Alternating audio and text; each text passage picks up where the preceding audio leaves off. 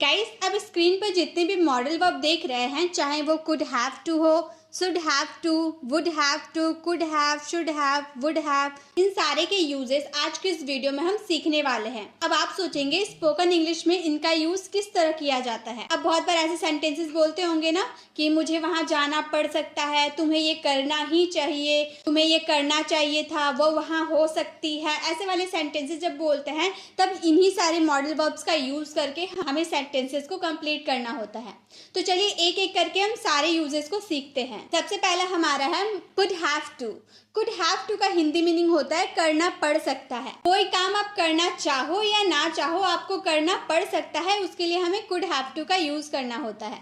सबसे पहले हम सब्जेक्ट यूज करेंगे, देन कुड हैव टू का यूज करेंगे, उसके बाद वर्ब का first form and the last object. अब टेंस और मॉडल में क्या डिफरेंस है? जो टेंस होता है ना, हमें वो फिक्स टाइम बताता है कि कोई भी काम किस टाइम पे हुआ है, लेकिन जो मॉडल वर्ब होता है ना, ये पॉसिबिलिटी को शो करता है। जितने भी मॉडल वर्ब है सब पॉसिबिलिटी को शो करते हैं, संभावना बताते हैं कि कोई काम हो भी सकता है, नहीं भी हो सकता है। लेकिन टेंस जो होता है ना, फिक्स बताता है कि हाँ वो काम हो ही सकता है।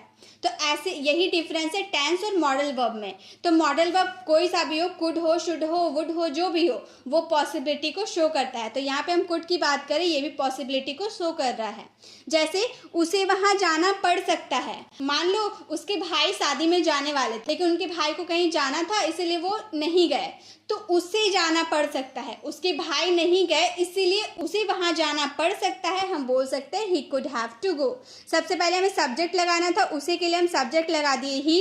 देन कुड हैव टू का यूज करना है क्योंकि हम पढ़ सकता है, कोई काम करना पड़ सकता है के लिए क्या यूज करेंगे?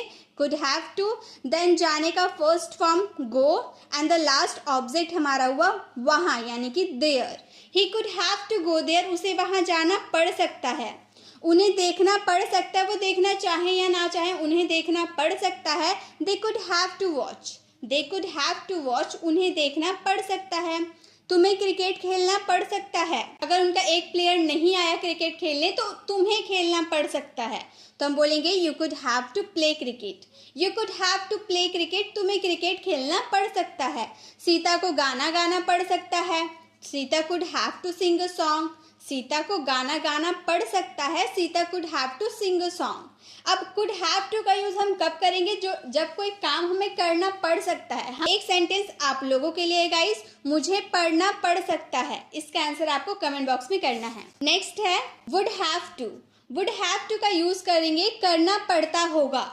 अब यहाँ पे आप ध्यान दीजिए, गा गेगी आ रहा है ना, गा गेगी आ रहा है, इसका मतलब ये नहीं कि हम फ्यूचर में बात कर देंगे, क्योंकि हम लोगों ने सीखा है टेंस में जिसके भी लास्ट में गा गेगी आता है उसमें हम विल का यूज करते हैं फ्यूचर के बारे में बताने के लिए। लेकिन हम वुड का यूज तब करेंगे जब हम प्रेजेंट की पॉसिबिलिटी को बताएंगे, करना पड़ता होगा। हमें नहीं पता कि वो ये काम करता है या नहीं। मान लो आपका फ्रेंड है राम, आप राम के घर गए। जब आप राम के घर पहुंचे तो आपने देखा कि राम खाना बना रहा है, तो आप उस समय राम को देखकर आप अपने मन में ये सोच रहे कि राम को खाना बनाना पड़ता होगा, वो हमेशा बनाना पड़ता होगा उसको। अब ये नहीं पता है आपको कि वो हमेशा बनाता है या नहीं, ये आपको नहीं पता है। आप अपनी पॉसिबिलिटी के हिसाब से बता रहे हो कि राम को खाना बनाना पड़ता होगा।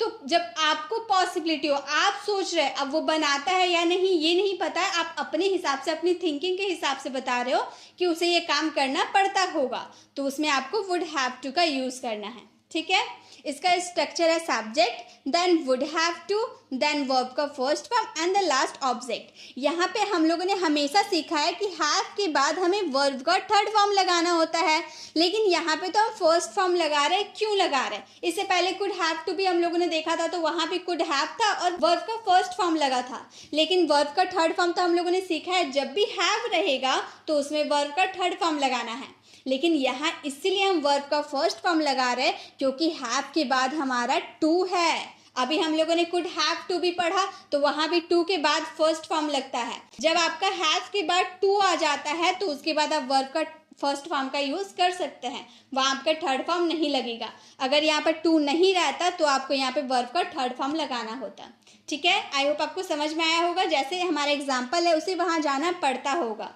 उसे वहाँ जाना पड़ता होगा, वो जाता है या नहीं हमें नहीं पता, हम अपनी पॉसिबिलिटी के हिसाब से बता रहे कि उसे वहाँ जाना पड़ता होगा। He would have to go there, he would have to go there. जो भी सेंटेंसेस होते हैं, जो भी मॉडल वर्ब लगते हैं, वो आपके सेंटेंस के अकॉर्डिंग लगते हैं कि आप किस टाइप में सेंटेंस बोल रहे हो। पॉसिबिलिटी शो कर रहे हो या फ्यूचर की बात कर रहे हो, या आपको कोई काम करना पड़ता होगा, मजबूरी में कोई काम करना पड़ता होगा, या आप अपना मन से कोई काम करना चाहते हो, सब वो आपके ऊपर डिपेंड है कि आप किस तरह के सेंटेंसेस बोलते हैं। हिंदी वाले जो मीनिंग बता रहे वुड हैव टू का जैसे मीनिंग है करना पड़ता होगा, तो जब तक आप खुद से वो नहीं बनाइएगा, हिंदी का इंग्लिश ट्रांसलेट नहीं कीजिएगा, तब तक आपको समझ में नहीं आएगा, क्योंकि जब तक आप प्रैक्टिस नहीं करेंगे कुछ भी नहीं होगा। तो जो भी मैं आपको होमवर्क देती हूँ उसे ज़रूर सॉल्व किया कीजिए, ताकि आपको प्रैक्टिस हो पाए, आप समझ पाए कि किस सिचुएशन में किस मॉडल वर्ब का यूज़ करना है। नेक्स्ट है उन्हें देखना पड़ता होगा। उन्हें देखना पड़ता होगा, पड़ता होगा हम बोल रहे ना, कोई काम करना पड़ता होगा तो उन्हें देखना पड़ता होगा। They would have to watch, they would have to watch, उन्हें देखना पड़ता होगा। आपको क्रिकेट खेलना पड़ता होगा। आप क्रिकेट खेलते हो आप या नहीं मुझे नहीं पता, लेकिन मैं बता रही हूँ कि आपको क्रिकेट खेलना पड़ता होगा। You would have to play cricket, you would have to play cricket. Ram को नाचना पड़ता होगा, राम को नाचना पड़ता होगा। Ram would have to dance, Ram would have to dance. अब एक सेंटेंस, आई होप आपको वुड हैव टू भी समझ में आ गया कि कोई काम करना पड़ता होगा। एक सेंटेंस आप लोगों के लिए, आपको अभ्यास करना पड़ता होगा, इसका आंसर आपको कमेंट बॉक्स में करना है। तो चलिए वुड हैव भी हो गया क्लियर। अब आगे देखते हैं। अब है हमारा should have to. Should have का जब हम बात करें तो उसका हिंदी मीनिंग चाहिए था होता है, लेकिन जब हम शुड हैव के साथ टू यूज कर देते हैं तो उसका मतलब हो जाता है करना ही चाहिए। करना चाहिए नहीं बोल रहे, करना ही चाहिए बोल रहे। कोई भी सेंटेंस में फोर्स दे रहा है कि आपको वहाँ जाना ही चाहिए, आपको प्रैक्टिस करना ही चाहिए, राम को स्कूल जाना ही चाहिए। तो कोई सेंटेंस में आप फोर्स देकर बोल रहे हो तब उसमें शुड हैव टू का यूज करना है।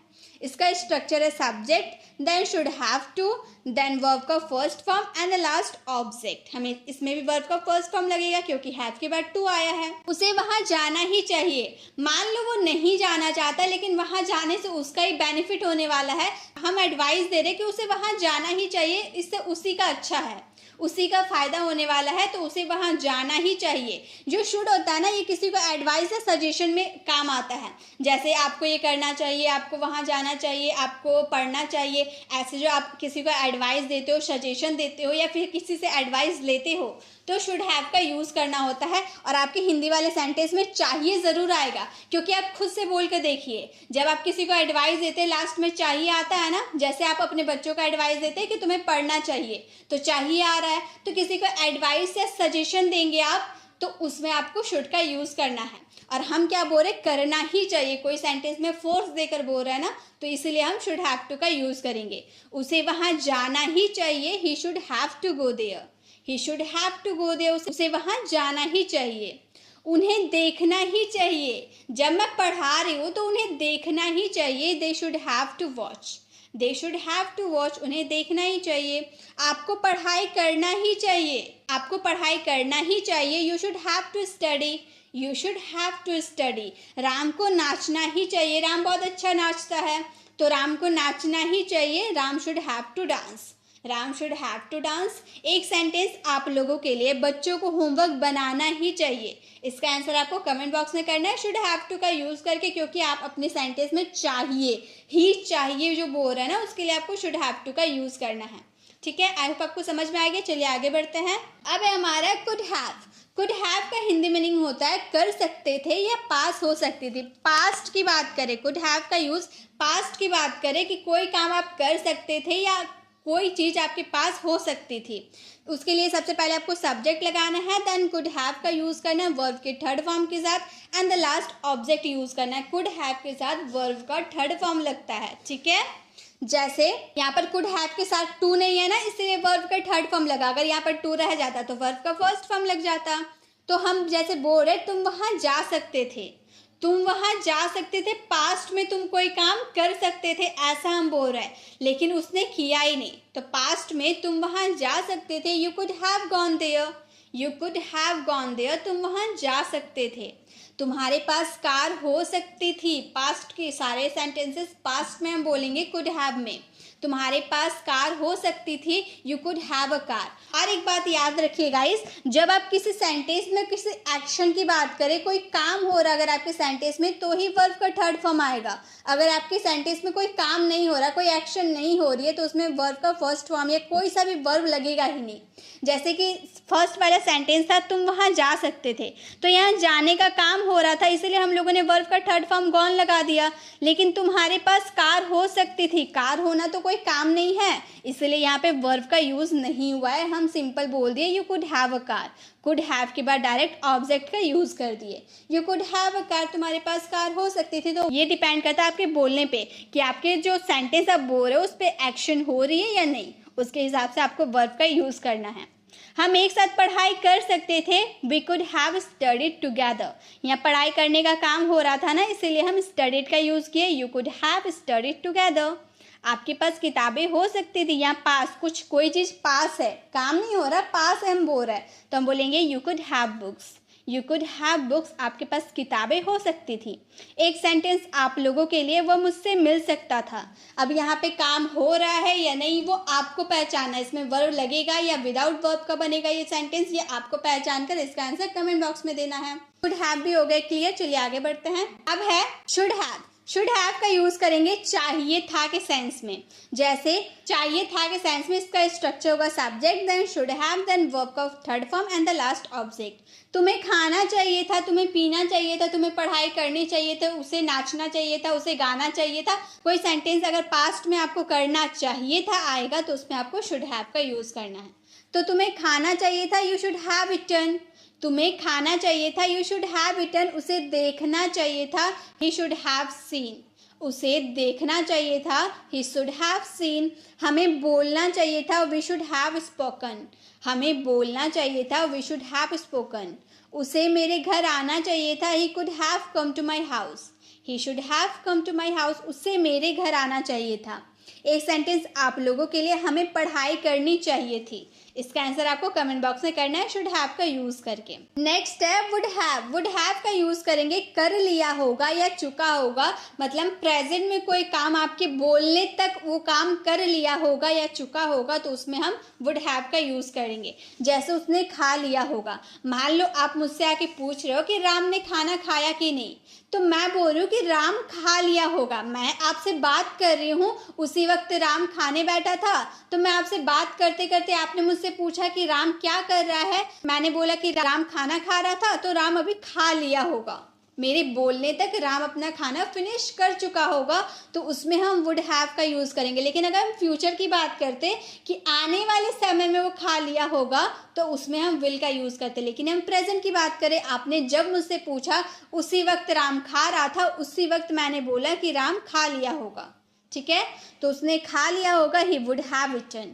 उसने खा लिया होगा, ही वुड हैव इटन। उन्होंने देख लिया होगा, दे वुड हैव वॉच्ड। उन्होंने देख लिया होगा, दे वुड हैव वॉच्ड। वे पढ़ चुके होंगे, मैंने उन्हें देखा था पढ़ते हुए, वो अभी तक पढ़ चुके होंगे, they would have studied right now. They would have studied right now, वे अभी तक पढ़ चुके होंगे।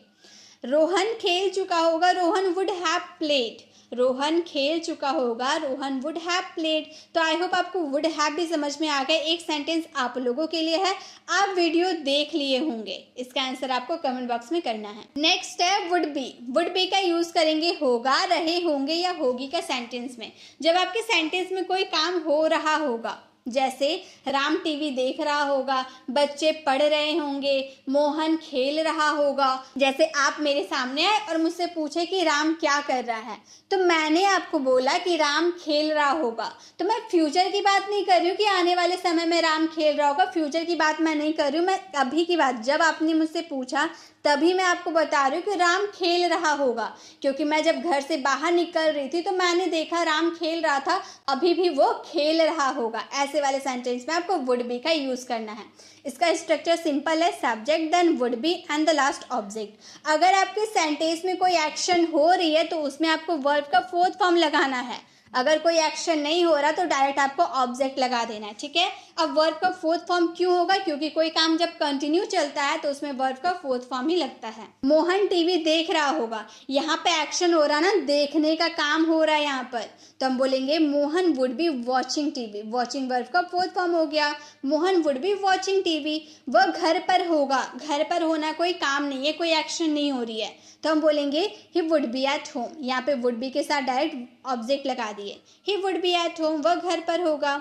वह खेल रहे होंगे, यहाँ पर खेलने का काम हो रहा है तो बोलेंगे they would be playing, they would be playing, वह खेल रहे होंगे। वह पढ़ रही होगी, शी वुड बी स्टडिंग, वह पढ़ रही होगी, शी वुड बी स्टडिंग। एक सेंटेंस आप लोगों के लिए, पापा ऑफिस में होंगे। इसका आंसर आपको कमेंट बॉक्स में करना है और आपको ध्यान से इसमें कोई एक्शन हो रही है या नहीं उसके अकॉर्डिंग आपको वर्ब का यूज़ करना है, ठीक है। नेक्स्ट है हमारे शुड बी।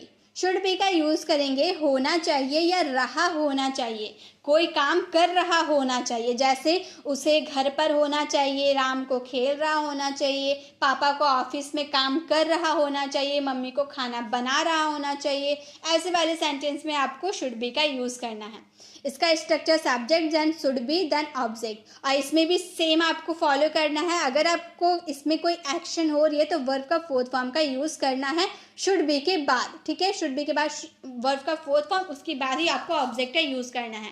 लेकिन अगर आपके सेंटेंस में कोई एक्शन नहीं हो रही है तो डायरेक्ट शुड बी के साथ ऑब्जेक्ट का यूज़ कर देना है। जैसे उसे घर पर होना चाहिए, घर पर होना कोई काम है नहीं है, तो इसमें हम वर्ब का यूज़ नहीं करेंगे, बोलेंगे he should be at home, he should be at home, उसे घर पर होना चाहिए। मुझे खेल रहा होना चाहिए, खेलने का काम हो रहा है ना, तो मुझे खेल रहा होना चाहिए, I should be playing, I should be playing, play का फोर्थ फॉर्म प्लेइंग। उसे पढ़ रहा होना चाहिए, she should be studying, she should be studying, उसे पढ़ रहा होना चाहिए। आपको अभ्यास कर रहा होना चाहिए, you should be practicing, you should be practicing. एक सेंटेंस आप लोगों के लिए है, उसे साथ में पढ़ रहा होना चाहिए। इसका आंसर आपको कमेंट बॉक्स में करना है। इसमें भी आपको ध्यान देना है कि इसमें वर्ब लगेगा या नहीं लगेगा। Next and the last could be. Could be का यूज़ करेंगे हो सकती है या किया जा सकता है, कोई काम हो सकता है, जैसे वह वहाँ हो सकती है, कोई लड़की है वो वहाँ हो सकती है, ऐसी पॉसिबिलिटी है हमें, तो हम बोलेंगे शी कुड बी देयर। यहाँ पे अगर हो सकती है तो हम बोलेंगे, एक मीनिंग इसका निकलता है हो सकती है, जिसमें आपको subject then could be then object use करना है। एक सेंटेंस है जिसमें किया जा सकता है, किया जा सकता मतलब राम को भेजा जा सकता है, मुझे दिल्ली भेजा जा सकता है, ऐसे वाले सेंटेंस पेसिव वाले सेंटेंस हो गए। तो इसमें आपको कुड बी के साथ वर्ब का थर्ड फॉर्म लगाना है, क्योंकि हम जानते हैं पेसिव वाले सेंटेंस में वर्ब का थर्ड फॉर्म लगता है।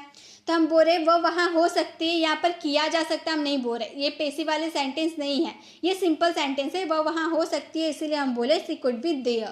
पापा ऑफिस में हो सकते, पापा could be in the office, यहाँ भी कोई पेसिव वाले सेंटेंस नहीं है, इसलिए हम इसमें वर्ब का यूज़ नहीं किया, हम बोले पापा could be in the office. क्या तुम चुप हो सकते हो, कितनी देर से तुम बोल रहे हो, क्या तुम चुप हो सकते हो, could you be quiet, could you be quiet, क्या तुम चुप हो सकते हो। यह बहुत आसानी से किया जा सकता है, किया जा सकता है, हम बोल रहे हैं ना पेसिव वाले सेंटेंस किसके द्वारा किया जा सकता है, ये हम लोगों ने नहीं बताया, हम लोगों ने सिर्फ इतना बताया ये बहुत आसानी से किया जा सकता है। It could be done very easily, it could be done very easily, do का थर्ड फॉर्म डन लगा दिए, it could be done very easily. एक सेंटेंस आप लोगों के लिए यह टारगेट हासिल किया जा सकता है। इसका आंसर आपको कमेंट बॉक्स में करना है, आपको पहचानना है कि ये कौन सा सेंटेंस है, सिंपल सेंटेंस है या पेसिव वाले सेंटेंस है, उसके अकॉर्डिंग आपको वर्ब का यूज़ करना है। आई होप गाइज आपको वीडियो अच्छी लगी तो प्लीज़ वीडियो को लाइक करें। अगर आप चैनल पर नए हैं और अभी तक हमारे चैनल को सब्सक्राइब नहीं किए तो जल्दी से करके बेल आइकन को क्लिक कर दें, ताकि आने वाली वीडियोज़ की नोटिफिकेशन आपको मिलती रहे। मिलते हैं नेक्स्ट वीडियो में, तब तक के लिए कीप लर्निंग।